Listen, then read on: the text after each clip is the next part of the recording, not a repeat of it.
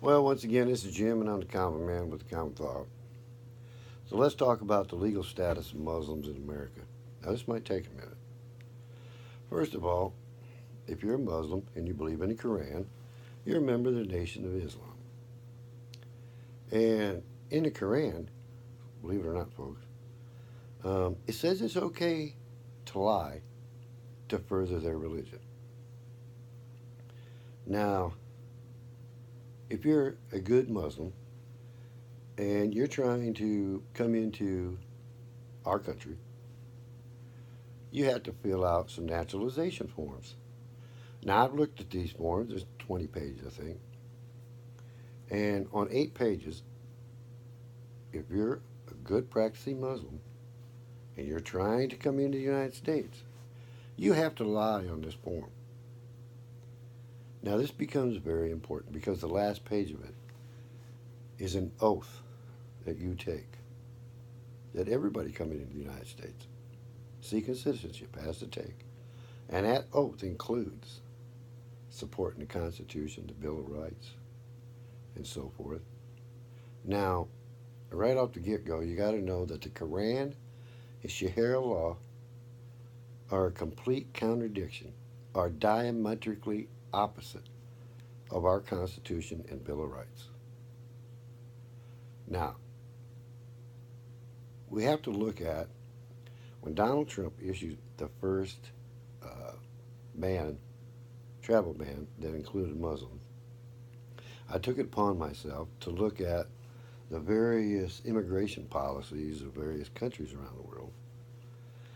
And I stopped looking at about 15 because I came to the conclusion that all immigration laws, treaties, policies of all the countries in the world rely on one common factor, and that is the good faith of the person trying to gain entrance in any particular country.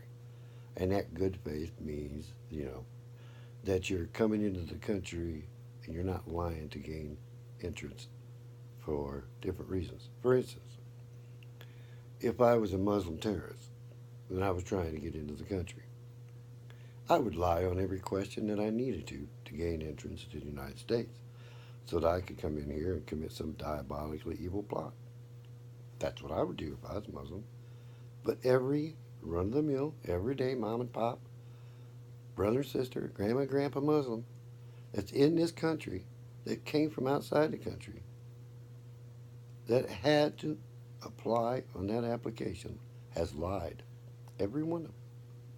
Because none of them, if they're good practicing Muslims, none of them are here to support the Constitution and the Bill of Rights, which they expressly have to agree to defend.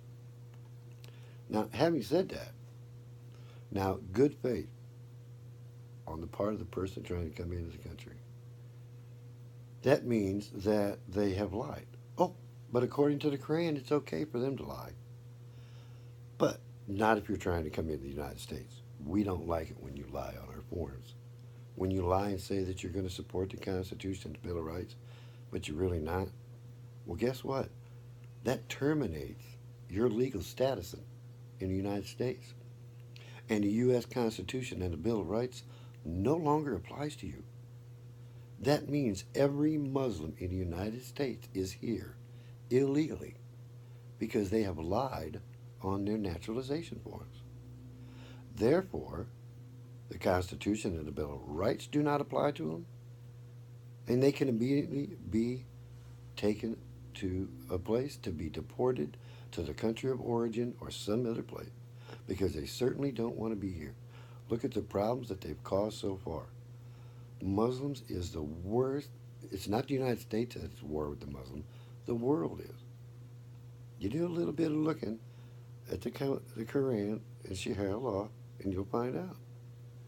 Now, I don't particularly like the idea of some Muslim man coming to my doorstep telling me that he wants to marry my 9-year-old daughter. That's right. They can marry women as young as 5 as long as they don't consummate the marriage until they're 9 years old. 9.